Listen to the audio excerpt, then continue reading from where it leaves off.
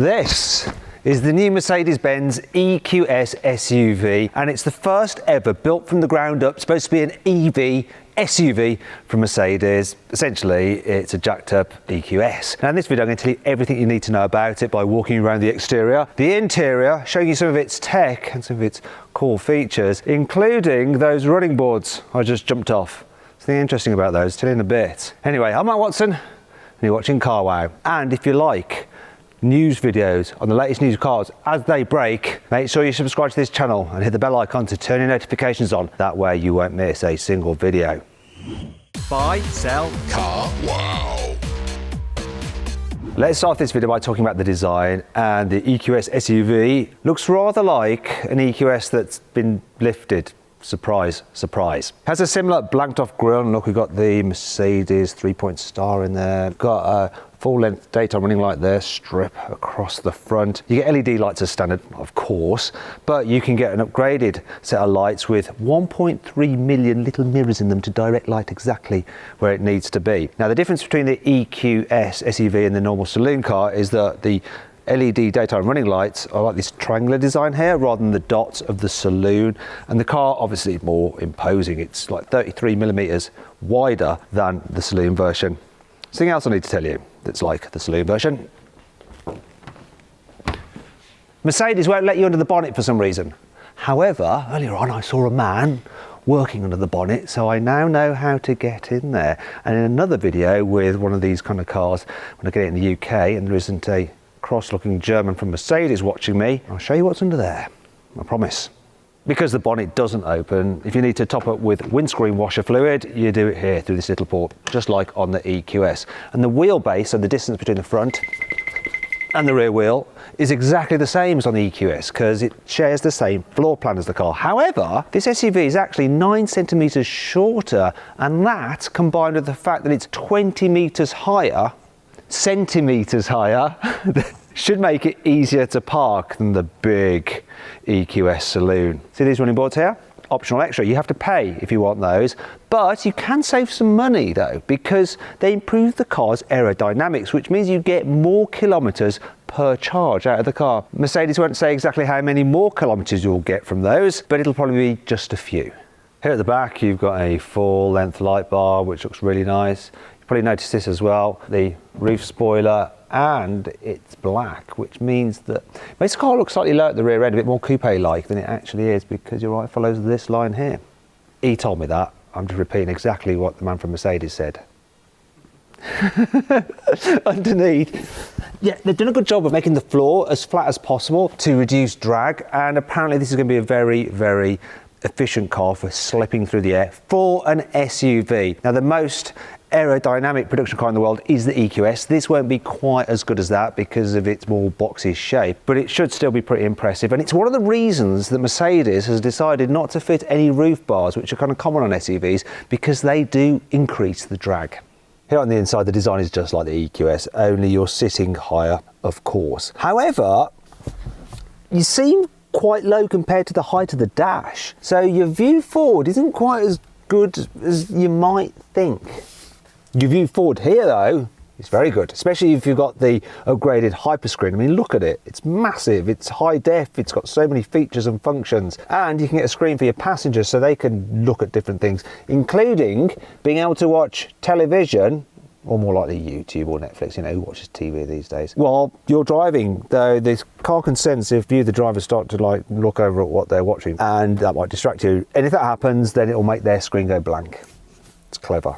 I tell you what's also clever. Look at this new trim that is debuting on this EQS SUV. So you got ash wood here, but it's got embedded in it aluminium Mercedes 3-pointed stars. So what they do to create that is they get some ash wood, they get some aluminium, lay it on top, then they laser etch the stars, then use a massive press to force the two together so that the star goes into the wood. And there you go. Now you can have leather interior, nap leather, or a vegan friendly interior as well, because obviously electric car, right? From launch, there'll be 2 versions of the EQS SUV available.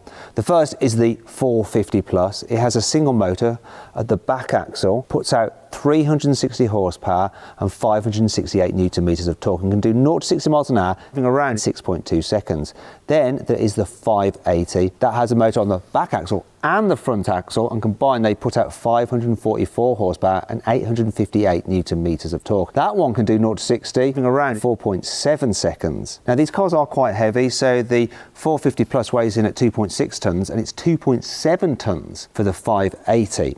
Now, the four-wheel drive system on the 580 is quite clever. It can actually alter the power between the front and rear axle 10,000 times every second.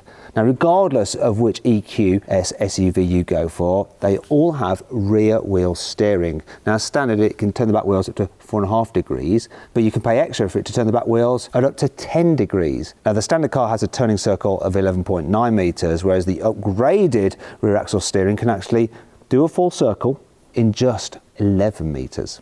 Here in the back seats of the EQS SUV, there is absolutely loads of room, despite the panoramic glass roof on this car. Yep. Is there a small woman back there? Anyway, yeah, look, I've still got lots of headroom.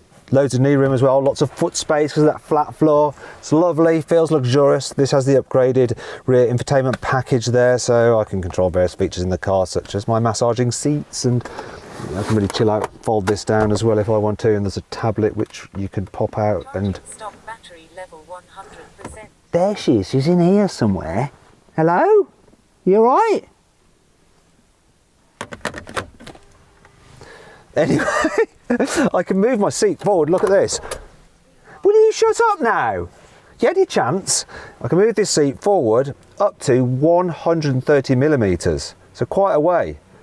And even when you do that, there's still decent knee room. Why would you want to do that though? Why? I need to go and see what's going on back there.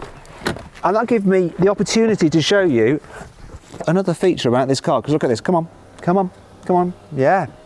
Look at this. Shut your mouth. This is a 7-seater. Come on, come back. Right. Right. I totally don't know how to get this back. Come back. Man from Mercedes, can you help me put this back? Press it. I'm pressing it. Just push the button. And it should work. Wait a bloody minute, I pushed the button. I totally pushed the button. Now, I'm going to let you see how much room there is. Can you put this seat into a position that you'd be happy to sit in, please? Come on. There you go, look, look, look, let's see what it's like in the back. You might want to recline a bit though, that's it, yeah, you can recline. You can stop reclining now. There. Okay, so, no, that's enough, don't take the piss. Right, so headroom, it's a bit tight for adults back here, but it is doable. You could do a journey. And you know what, you can get this car with 5-zone climate control, so you can make yourself as comfortable as possible. You can even get heated seats here in the rearmost row. Do you know how to make her shut up as well? Not yet. Because Mercedes doesn't want to be outdone by Porsche or Audi with their motorised charging sockets, they've fitted one to their car, and if you drive off with it open, it just shuts, and that's not because the wind pushes it back, it does it electrically as well. Speaking of the electrics, this car's battery pack is 108 kilowatt hours. Now that'll give you a range in the 450 Plus of around 370 miles. It'll charge a DC charger at 200 kilowatts, and it has 22 kilowatt onboard charging, so if you have that facility at home, you can actually charge it pretty quickly if you want. Right, I'm going to show you the boot. Obviously electrically powered tailgate, and I can fold the seats down from here. Come on, fold down. Right, while that's happening, I can explain to you that all versions of this EQS SUV have air suspension as standard, but if you have a you have to do these manually. If you have a 4-wheel drive version, go on, bugger off, you get adjustable ride height, so you have an off-road mode with various settings for the driving modes, and it will raise the suspension by 25 millimeters. In fact, if you're driving around and you need to raise your suspension to go up a high curb or something, the car will remember exactly where that curb is and just automatically raise the suspension when it needs to next time, so you don't have to faff about. Obviously, when you're driving fast on the motorway, it'll lower the car down to improve the aerodynamics. As for the pricing, well, this car will start from around £100,000, obviously increasing as you add options and move up the range. Speaking of which, there will be an AMG version of this and a Maybach. I know what you're thinking. Oh, look, the seats don't go flat. I should complain about that. More likely you should complain about the way I've done this because I forgot to make the headrest go down flat. There we go, you have to press the button on them there like that. Then like that. Sorry, I'm all in a bit of a rush because we've got to get another group in here. I need to move on. Normal service will be resumed next video. Hope you enjoyed the video. If you did, give it a like. Let me know what you think of this car in the comments below. If you click on those windows there, you can watch more videos. And if you click on that box there, you can go to CarWow. And you can actually sell your car through CarWow. Just upload some photos, give a brief description, and our dealers will bid on your car to make sure you get a great price for it.